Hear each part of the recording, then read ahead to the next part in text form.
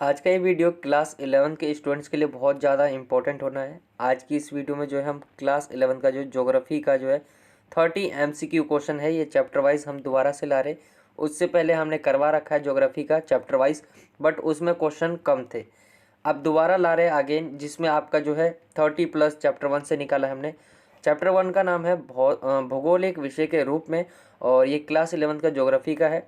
Book 1 है, जिसमें है ये भौतिक भूगोल के मूल सिद्धांत वाली बुक है आपकी, और इससे बहुत इंपॉर्टेंट क्वेश्चन भी निकलेंगे आपके, और ज़्यादा से ज़्यादा क्वेश्चन निकालने का प्रयास कर रहे हैं हम। ठीक है, तो चैप्टर 1 से हमने निकाला 30+ क्वेश्चन। इसको सॉल्व करते हैं, आगे भी आपके जो है ज़्यादा करके हम क्वेश्चन लाएंगे, ताकि एग्ज़ाम में आपके आने की चांसेस बहुत ज़्यादा हो। ठीक है, तो ये आपका ज्योग्राफी का तो स्टार्ट हो गया। हिंदी की बात करें, हिंदी का मैं आपको बता दूं, हिंदी का जो वीडियो है आपको इवनिंग में मिलेगा। हिंदी के लिए भी हमें जो है तैयारी करवाना है, तो साथ ही जो है हिंदी की वीडियो और हिस्ट्री की वीडियो जो भी है हमारी साथ में आएगी, क्योंकि आपको पता है कि 14, 15, 16 मतलब 16, 17 आपका एग्ज़ाम ही एग्ज़ाम है। ठीक है, पहले आपका हिंदी का है, ठीक है, फिर उसके बाद जो है हिंदी के बाद आपका आ जाता है ज्योग्राफी का, ज्योग्राफी के बाद आपका होम साइंस, फिर आपका है हिस्ट्री। तो हम जो है इन टाइम में आपके पास जो भी 6 दिन का टाइम है या 1 हफ्ते का टाइम है, इसमें हमें तीनों सब्जेक्ट लेके चलने। तो मैं आज जो मॉर्निंग में आएगी वो वीडियो ज्योग्राफी की आएगी, इवनिंग में आपको हिंदी की मिल जाएगी। ठीक है, साथ ही हिस्ट्री का जो है कोशिश करेंगे हम 4 से 5 बजे के बीच आ जाए आपके लिए। तो ये वीडियो देख लेते, इसमें जो हम करने वाले ज्योग्राफी का चैप्टर 1 भूगोल एक विषय के रूप में। तो चलिए स्टार्ट करते हैं इससे आने वाले इंपॉर्टेंट क्वेश्चन को। इस चैप्टर से जो निकलने वाला पहला क्वेश्चन है वो है कि निम्नलिखित में से भूगोल शब्द का प्रयोग सर्वप्रथम किस ग्रीक विद्वान ने किया था। तो आप पढ़िए, भूगोल के बारे में रहे, आपको एक टारगेट लेके चलना है, आपको ज्योग्राफी के बारे में पढ़ना है। ठीक है, जियो होता क्या है, किसने इसकी खोज करी, सब चीज़ें पूरी हिस्ट्री पढ़नी है आपको इस चैप्टर में, जियो के बारे में। इसके आगे कौन से भाग है जियो में, आप क्या क्या पढ़ते हैं। ठीक है, बहुत सारे हैं, तो ये आपको टारगेट लेके चलना है एक तरह से। आपको बुक तो आपने रीड कर ही ली होगी, आई होप कि आपने बुक रीड जरूर कर ली होगी। इससे हम 30 क्वेश्चन निकालेंगे जो कि बहुत इंपॉर्टेंट होंगे। तो आपको बुक आपने पढ़ी है तो आपको इजी लगेगा। तो भूगोल शब्द का जो सर्वप्रथम प्रयोग किया था वो किया था आपका इरेटोस्थनीज ने। ये एक ग्रीक विद्वान थे, तो बी इसका राइट आंसर हो जाएगा। ठीक है, अगला क्वेश्चन देखते हैं। निम्नलिखित में से भूगोल के जनक किसे कहा जाता है। तो भूगोल के जनक जो है वो कहा जाता है आपका हिकेटियस को। ठीक है, अरस्तु को नहीं कहा जाता है। एक बच्चे ने मुझे कमेंट करके बोला था कि एक मैंने पहले बना रखा था वीडियो, वहाँ पे अरस्तु का नाम ले रहे थे वो बच्चे, तो आप गूगल करके देख लेना, हिकेटियस है। ठीक है, जो भूगोल है उसके जनक को हम हिकेटियस कहते हैं, भूगोल के जनक को। आगे क्वेश्चन बढ़ते हैं अगले तीसरे नंबर पर। तो निम्नलिखित में से कौन सा क्षेत्र जो है आर्थिक भूगोल से संबंधित नहीं है। तो आर्थिक भूगोल में आप समझ रहे हो कि पैसे की बातचीत है या कमाई की बातचीत है। ठीक है, तो यहाँ पे निम्नलिखित में से ऐसा कौन सा क्षेत्र है जो आर्थिक भूगोल से संबंधित नहीं है। तो कृषि, उद्योग, परिवहन और जनसंख्या। तो कृषि में भी आप देखोगे तो पैसे लगते हैं, और साथ ही आप जो है आमदनी करते हैं। उद्योग में भी पैसा लगता है, परिवहन में भी पैसा लगता है, जनसंख्या में कोई रिलेट नहीं कर रहा। ठीक है, आर्थिक। तो इसका जो राइट आंसर हो जाएगा आपका वो हो जाएगा जनसंख्या, डी इसका राइट आंसर हो जाएगा। आई होप कि आपको समझ आ गया होगा। जो निम्नलिखित में से पूछा गया था कौन सा ऐसा क्षेत्र है जिसमें आर्थिक भूगोल से संबंधित नहीं है, ये वो जनसंख्या आ जाएगा राइट आंसर। अगला क्वेश्चन देखते हैं, क्वेश्चन नंबर 4।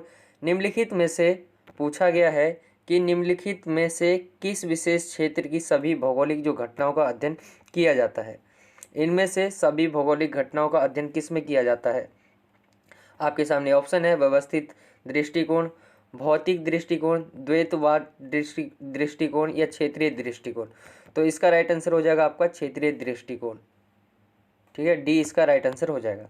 आगे चलते, पांचवा क्वेश्चन है, निम्नलिखित स्तंभों से सही जोड़े बनाए और सही विकल्प आपको चुनना है। ठीक है, मैंने इसमें विकल्प नहीं दिए, आपको मैंने समझाने के लिए ले लिया है, और मैं आपको आंसर बता देता हूँ। देखिए यहाँ पर देखिए, जनसंख्या भूगोल, तो इसका आएगा आपका ये जनांकिकी। आर्थिक भूगोल यानी आप कृषि आपने ऊपर भी पढ़ा। क्षेत्रीय भूगोल में आएगा आपका कार्ल रिटर, और मृदा विज्ञान आप देख ही रहे हो मिट्टी से संबंधित है। तो ऐसे आपको मिलान करना है। ये आप जो है 1, 2, 3 ले लीजिए, जो भी ले लीजिए आपके सामने, ये आप मिलान करना सीख गए, तो बाकी जो आपके सामने ऑप्शंस होंगे वो आप अच्छे से सेलेक्ट कर सकते हैं। आगे चलते हैं अगले क्वेश्चन पे। क्वेश्चन नंबर 6 है आपका, भौतिक भूगोल के जो अंतर्गत है किस तत्व का अध्ययन किया जाता है। तो भौतिक भूगोल के अंदर हम मौसम का करते हैं, मिट्टी का करते, वायुमंडल का भी करते, तो उपरोक्त सभी इसका राइट आंसर हो जाएगा। भौतिक भूगोल के अंदर हम इन सभी का जो है अध्ययन करते हैं। 6 का जो राइट आंसर हो जाएगा आपका डी हो जाएगा। आगे चलते क्वेश्चन नंबर 7, भौतिक भूगोल से संबंधित है, तो इसमें से कौन सा जो है भौतिक भूगोल से संबंधित है। अब भौतिक भूगोल आप सभी को पता ही होगा भौतिक भूगोल होता क्या है, ठीक है। तो भौतिक भूगोल से क्या संबंधित है, बस्तियों का अध्ययन, संस्कृति का अध्ययन, मृदा का अध्ययन या मनुष्य का अध्ययन। तो एक भौतिक भूगोल होता है, एक मानव भूगोल होता है। तो भौतिक भूगोल में हम पर्यावरणीय एक चीज़ों के बारे में पढ़ते हैं जो भी हमारे पर्यावरण में है, ठीक है, जो भौतिक रूप से है। तो मृदा का अध्ययन जो है भौतिक से संबंधित है, भौतिक भूगोल से। आगे देखते हैं क्वेश्चन नंबर 8, अपने जीवन को बनाए रखने के लिए हम उपयोग करते हैं। तो हम अपने जीवन को बनाए रखने के लिए क्या उपयोग करते हैं, तकनीक का करते हैं, आश्रय का करते हैं, संसाधन का या पर्यावरण का। तो इसका राइट आंसर हो जाएगा संसाधन का। संसाधन का हम यूज़ करते हैं। आगे चलते हैं 9वें क्वेश्चन नंबर पे, पर्यावरण भूगोल के लिए प्रमुख मुद्दा है। आपसे पूछा गया पर्यावरण भूगोल के लिए प्रमुख मुद्दा है आदिवासियों का वैज्ञानिक अध्ययन, प्रदूषण, भूमि क्षरण और पर्यावरण का संरक्षण। मतलब पर्यावरण जो भूगोल है वो प्रमुख मुद्दा है। क्यों? क्योंकि आप देख रहे हो कि बहुत सारे जो है प्रदूषण हो रहे हैं, ठीक है, पर्यावरण का जो हमें संरक्षण करना चाहिए, बहुत सारी चीज़ें। तो इसका मैं राइट आंसर बता दूं तो वो बी राइट आंसर हो जाएगा, प्रदूषण, भूमि क्षरण और पर्यावरण का संरक्षण। इसीलिए जो है पर्यावरण भूगोल एक प्रमुख मुद्दा है, ठीक है। 10वां क्वेश्चन देखते हैं, निम्नलिखित में से अधिक भूगोल का संबंध किससे नहीं है। निम्नलिखित में से भूगोल का संबंध किससे नहीं है, ये पूछा गया है, या आप इसे काट दीजिए। तो भूगोल का संबंध किससे नहीं है, तो मानव शास्त्र से नहीं होगा, जलवायु विज्ञान से तो है, मृदा विज्ञान से भी है, भू आकृति विज्ञान से भी है, लेकिन मानव शास्त्र से नहीं है। तो डी इसका राइट आंसर है, क्योंकि डी इसमें पूछा गया नहीं है, ठीक है। आपको क्वेश्चन को ध्यान से पढ़ना है। आगे चलते क्वेश्चन नंबर 11, विषय वस्तु उपागम किस भूगोलवेत्ता द्वारा दिया गया। तो विषय वस्तु उपागम जो आप पढ़ते हैं वो किस भूगोलवेत्ता द्वारा दिया गया, आपसे पूछा गया है। अलेक्जेंडर वॉन हमबोल्ट या वेगनार ने या इरेस्टोस्थनीज ने या इनमें से कोई नहीं। तो इसका जो राइट आंसर हो जाएगा आपका वो हो जाएगा ए, अलेक्जेंडर वॉन हमबोल्ट ने, ठीक है। जो विषय वस्तु उपागम है वो किस भूगोलवेत्ता ने दिया के द्वारा दिया गया था, ये पूछा गया। तो अलेक्जेंडर वॉन हमबोल्ट। आगे चलते, इनमें से भौतिक भूगोल की प्रमुख शाखा है। तो भौतिक भूगोल की शाखा कौन कौन सी है, भू आकृति विज्ञान भी है, जलवायु विज्ञान भी है, जल विज्ञान भी है, उपरोक्त सभी। तो इसका जो राइट आंसर हो जाएगा आपका डी हो जाएगा, क्योंकि ये तीनों जो है ये भौतिक भूगोल की प्रमुख शाखा है। 12वें का राइट आंसर डी हो जाएगा। आगे चलते हैं, मानव भूगोल के अंतर्गत कौन कौन सी प्रमुख शाखाएं आती है। तो मानव भूगोल के अंदर कौन कौन सी शाखाएं आती है, मैंने बताया था आपको, एक मानव भूगोल भी होती है, ठीक है, एक भौतिक भूगोल भी होती है। अब मानव भूगोल की शाखाएं पूछी गई है, तो सामाजिक भूगोल, जनसंख्या भूगोल, नगरीय भूगोल या उपरोक्त सभी। तो डी इसका राइट आंसर होगा, उपरोक्त सभी। ये मानव भूगोल की तीनों शाखाएं हैं, ठीक है। आगे चलते हैं, कृषि, उद्योग, पर्यटन, व्यापार एवं परिवहन। क्वेश्चन दोबारा देख लेते, कृषि है, उद्योग है, पर्यटन है, व्यापार एवं परिवहन, अवस्थापना, तत्व एवं सेवाओं का अध्ययन भूगोल की किस शाखा के जो है अंतर्गत आता है। ऐतिहासिक भूगोल, आर्थिक भूगोल, सामाजिक भूगोल या इनमें से कोई नहीं। तो आप देख रहे होंगे तो यहाँ पे जो है आर्थिक रिलेटेड बात हो रही है, ठीक है। कृषि, उद्योग हो गया, पर्यटन हो गया, व्यापार हो गया, परिवहन हो गया, तो ये है आर्थिक भूगोल। तो ये किसके अंतर्गत आता है, आर्थिक भूगोल के अंतर्गत आता है। बी राइट आंसर हो जाएगा 14वें का। आगे चलते अगले क्वेश्चन पे, क्रमबद्ध भूगोल के संदर्भ में कौन सा कथन सत्य है। तो आपसे पूछा गया जो क्रमबद्ध भूगोल है उसके संदर्भ में कौन सा कथन सत्य है। तो इसमें दिया गया है एक विशिष्ट भौगोलिक तत्व का अध्ययन किया जाता है, इसके द्वारा कहा गया है। बी कहा गया है राजनीतिक इकाइयों पर आधारित होता है। सी है ये अध्ययन खोज तथा तथ्यों को प्रस्तुत करती है, या डी है उपरोक्त सभी। तो डी आपको दिख रहा होगा उपरोक्त सभी है। तो 15वें का जो इसका राइट आंसर हो जाएगा वो हो जाएगा डी, उपरोक्त सभी क्रमबद्ध भूगोल में, ठीक है। डी राइट आंसर हो जाएगा। आगे चलते अगला क्वेश्चन देखते, क्वेश्चन नंबर 16, प्रादेशिक भूगोल के संदर्भ में कौन सा कथन असत्य है। आपको ध्यान देना है कि असत्य पूछा गया या सत्य पूछा गया। ठीक है, क्वेश्चन पूछा गया प्रादेशिक भूगोल के संदर्भ में कौन सा कथन असत्य है। तो देख लेते क्या कह रहा है। ए कह रहा है कि यह विधि भौगोलिक इकाई पर आधारित होती है।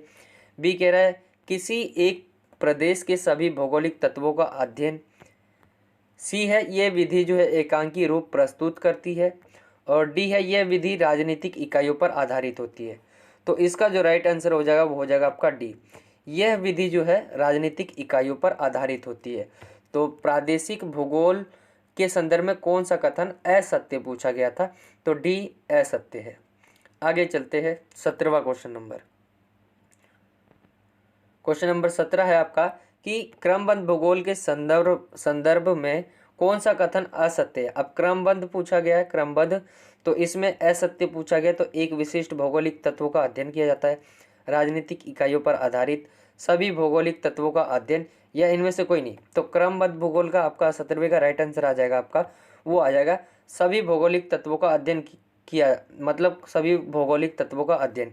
तो ये इसका राइट आंसर हो जाएगा। आगे चलते, प्रादेशिक भूगोल के संदर्भ में कौन सा कथन सत्य है। तो सत्य इस बार पूछा गया, पहले असत्य पूछा गया था। तो ये एक विशिष्ट भौगोलिक तत्वों का अध्ययन, अध्यक्ष लिख गया, यहाँ अध्ययन आएगा। बी है राजनीतिक इकाइयों पर आधारित। सी है ये अध्ययन खोज तथा तथ्यों को प्रस्तुत करती है। और चौथा जो है आपका ये विधि एकाकी रूप प्रस्तुत करती है। तो डी इसका जो राइट आंसर हो जाएगा ये वाला। ठीक है, सत्य पूछा गया था, ये आप दोबारा क्वेश्चन को देख सकते हैं, प्रादेशिक भूगोल के संदर्भ में कौन सा कथन सत्य है। तो ये विधि क्या है, एकांकी रूप प्रस्तुत करती है। 18वें का जो राइट आंसर हो जाएगा आपका वो हो जाएगा डी। 19वां क्वेश्चन देखते हैं, निम्नलिखित में से किस को भौतिक लक्षण कहा जा सकता है। तो भौतिक लक्षण क्या होता है, एक भौतिक होता है, एक मानव कह लीजिए, रासायनिक कह लीजिए। ठीक है, तो भौतिक होता है जो अपने आप एक तरह से बना हो। ठीक है, तो भौतिक लक्षण में आपका क्या आ जाएगा, पार्क, मैदान, सड़क या जल उद्यान। तो इसका राइट आंसर हो जाएगा, देखिए पार्क हम बनाते हैं। ठीक है, पार्क मानव बनाता है, सड़क भी मानव बनाता है, जल उद्यान भी मानव बनाता है, लेकिन मैदान जो है अपने आप बनते हैं, प्रकृति के द्वारा आप कह सकते हो एक तरह से। तो मैदान जो है इसका राइट आंसर हो जाएगा। 19वें का क्या हो जाएगा, बी। आगे देखते हैं, निम्नलिखित में से किस से जो जीव भूगोल का संबंध है। निम्नलिखित में से किस से जो है पूछा गया जीव भूगोल का संबंध है। तो आपके सामने ऑप्शन है जीव विज्ञान, भूविज्ञान, जलवायु विज्ञान, मानव विज्ञान। तो जीव बोला गया तो जीव मतलब जीव विज्ञान से। ठीक है, जीव भूगोल से संबंध है जीव विज्ञान का। आगे चलते हैं, ए राइट आंसर हो जाएगा 20वें का। पहले भी मैंने एक क्वेश्चन लिया है कि जियो तथा ग्राफोस जो है उसका कौन सी भाषा के शब्द है। ये पहले भी मैंने एक क्वेश्चन ले रखा था और अभी भी है ये। तो ये जो है ग्रीक भाषा के शब्द है, बी 21वें का राइट आंसर हो जाएगा। आगे देखते, निम्नलिखित में से कौन सा प्रक्रम भू सूचना से संबंधित नहीं है। तो भू सूचना से संबंधित नहीं है, आपके सामने ऑप्शन है वैश्विक सूचना तंत्र, भौगोलिक सूचना तंत्र, दूर संवेदन या सांख्यिकी तकनीक। तो 22वें का जो राइट आंसर हो जाएगा आपका वो हो जाएगा सांख्यिकी तकनीक, डी इसका राइट आंसर हो जाएगा। यह जो है भू सूचना से संबंधित नहीं है। आगे चलते, अगला क्वेश्चन 23 है आपका, इनमें से भूगोल के प्रमुख उपागम कौन कौन से हैं। तो भूगोल के जो है कितने उपागम है, 2 उपागम है, एक क्रमबद्ध है, एक प्रादेशिक है। तो ए और बी दोनों, यहाँ पे ए और बी दोनों जो है इसका सी राइट आंसर हो जाएगा। भूगोल के जो है कितने उपागम है, 2। ये आपको एक ही बार में याद कर लेना है, 2 उपागम है, क्वेश्चन पूछ सकता है पेपर में। अगला क्वेश्चन देख लेते हैं, निम्नलिखित में से भूगोल की प्रमुख शाखाएं कौन कौन सी है। तो भूगोल की जो है प्रमुख जो शाखाएं पूछी गई है वो 2 है, इसमें भी 2 है, ए और बी, यानी सी राइट आंसर हो जाएगा, ए बी। भौतिक भूगोल और मानव भूगोल प्रमुख शाखाएं है भूगोल की। 24 का जो राइट आंसर हो जाएगा आपका सी हो जाएगा। आगे चलते, निम्नलिखित में से कौन सी भौतिक भूगोल की शाखा नहीं है। तो भौतिक भूगोल की शाखा नहीं है, तो यहाँ पहले ही मैंने ये क्वेश्चन ले लिया और दोबारा ले लिया था, तो मानव शास्त्र इसका राइट आंसर आ जाएगा। आगे चलते 26 क्वेश्चन नंबर पर, तो निम्न में से प्रादेशिक भूगोल की विभिन्न शाखाएं है। प्रादेशिक भूगोल की जो है शाखाएं है, आपके सामने ऑप्शन है क्षेत्रीय अध्ययन, प्रादेशिक नियोजन, प्रादेशिक विकास या उपरोक्त सभी। तो 26 है ये क्वेश्चन नंबर, और इसमें जो प्रादेशिक भूगोल है उसकी विभिन्न शाखाओं के बारे में पूछा गया था। तो इसका जो राइट आंसर हो जाएगा आपका वो हो जाएगा डी, ये सारी जो है प्रादेशिक भूगोल की शाखाएं हैं।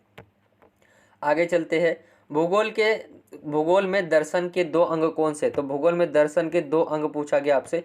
आपके सामने ऑप्शन है भौगोलिक चिंतन, मानव परिस्थितिकी, ए तथा बी दोनों या इनमें से कोई नहीं। तो 2 आप देख रहे हो, 2 जो है यहाँ पे 2 एक ही जैसे नाम ले रहे हैं, मतलब और कोई ऑप्शन ही नहीं है। 2 तो होंगे, यही होंगे 2। तो भौगोलिक चिंतन और मानव परिस्थितिकी। तो ए और बी यानी सी इसका राइट आंसर हो जाएगा। 27वें का राइट आंसर क्या हो जाएगा? सी। आगे चलते अगले क्वेश्चन पर। भूगोल विषय के संदर्भ में कौन सा कथन सत्य है? भूगोल के संदर्भ में आपसे पूछा गया कौन सा कथन सत्य है। तो इसके अध्ययन से हमें मानव समाज में पाई जाने वाली जो विभिन्नता है उसको समझने में मदद मिलती है। दूसरा ऑप्शन है पृथ्वी को जानने का ज्ञान विकसित होता है। ठीक है, राष्ट्रीय विकास हेतु या उपरोक्त सभी। तो इसका राइट आंसर हो जाएगा उपरोक्त सभी। हम ज्योग्राफी पढ़ते हैं तो इसमें हमें ये सभी चीज़ों जो है हम पढ़ते हैं, और ये जो है ये सारी चीज़ें जो है भूगोल के अंतर्गत आती है। आगे चलते हैं। क्वेश्चन नंबर 29 है निम्नलिखित में से कौन सा प्रश्न कार्य कारण से संबंध से जुड़ा है? तो इसका जो राइट आंसर हो जाएगा आपका 29 का वो हो जाएगा आपका ए।